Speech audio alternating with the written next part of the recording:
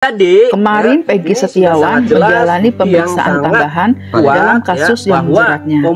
Dalam pemeriksaan itu, akun Facebook Peggy Setiawan diminta passwordnya yang katanya percakapan Facebook Peggy Setiawan dengan orang tuanya akan dijadikan barang bukti.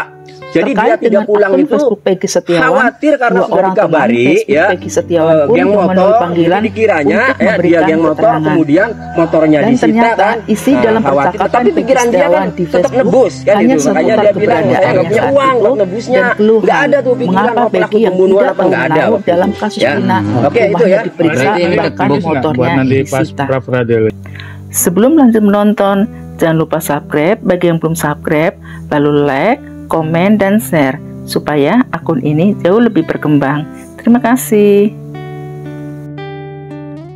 Ini kan nih, di mana Ira kapan baliknya? Di mana kamu kapan pulangnya? Lalu dijawab oleh Peggy, ini Juli ya 2019 ya. Ini Juli 2019. 2016 Pak. Ya, sorry. Juli 2016 ya, 29 Juli 2016. Ini di mana Ira kapan baliknya? Di mana kamu kapan pulangnya? Dijawab oleh Peggy ya. Kita lagi di Bandung tuh ya, 29 Juli 2016 ya. Kita lagi di Bandung. Pukul Rabu kita balik, nanti Rabu saya pulang. Nah, lalu dijawab lagi, Ira baliknya kapan, Pok? Mungkin bahasa gaul, Pok. Iya, bahasa teman. Nah, dia jawab Polo, dia dipanggil Polo. Polo, motor kita dirampas ning polisi ya. 1 September 2016. Motor kita dirampas ning polisi, motor saya dirampas oleh polisi. Disangka geng motor, kita eget jadi buronan. Mohon maaf ya, kirik itu bahasa guyonan lah ya, anjing gitu kan. Nah, mohon maaf. Nah, jadi artinya ini dia menjadi buronan itu ya emosi gara-gara tidak tahu apa-apa. Kemudian dilanjut sama dia ya. Nah, kemudian Ira balik kapan? Goblok kalau dia kan. Kamu balik kapan? Nah, ada nih Peggy menjawab masih September ya. Rencananya sih minggu depan, tapi kita bisa balik kalau soalnya hari kita balik engkau pasti mancing sel kata dia kan.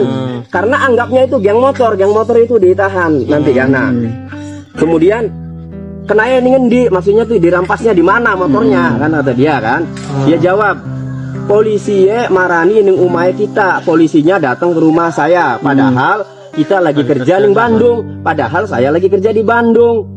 Beli weruh masalah apa-apa, tidak tahu masalah apa-apa. Duh, kata Peggy kan. Tapi batur kita malah nyebut namanya kita. Tapi teman saya ya malah menyebut nama saya itu. Jadi memang sedang di Bandung dan malah disebut tuh denger kan. Karena habis digerebek itu dapat kabar kan itu.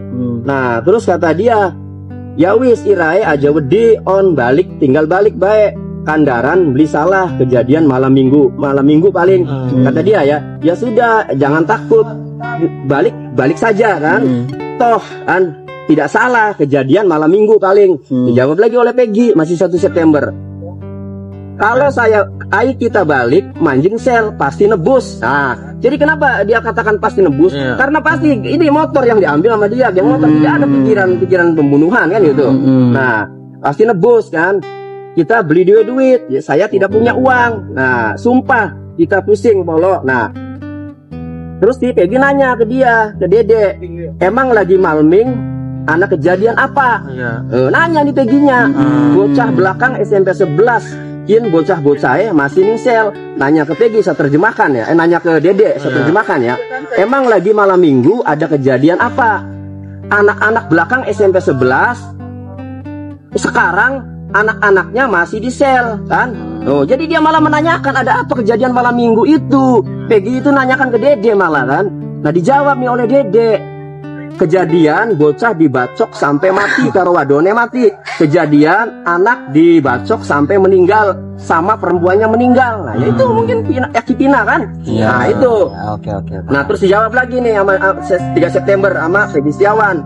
Yambu kurang weru, Dek. Nah, dia ya nggak tahu kan, saya nggak tahu deh gitu. Itulah nah ya.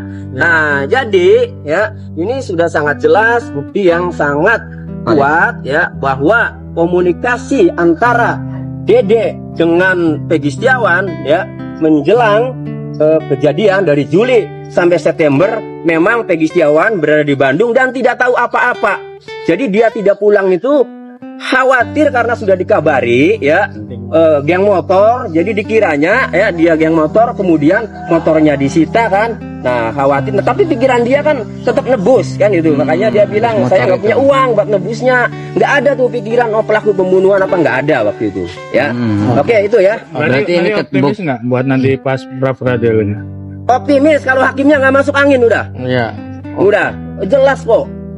Sekarang alat buktinya apa? Kalau dari bukti-bukti yang saksi-saksi, kemudian chat-chat digital ya sudah jelas. Lalu alat bukti dari penyidik apa? Menetapkan Peggy Setiawan sebagai tersangka. Ya, cuma mohon maaf ya, saya ini memang tidak ikut dilibatkan dalam sidang pra peradilan. Jadi nanti saya nggak ada di sana ya.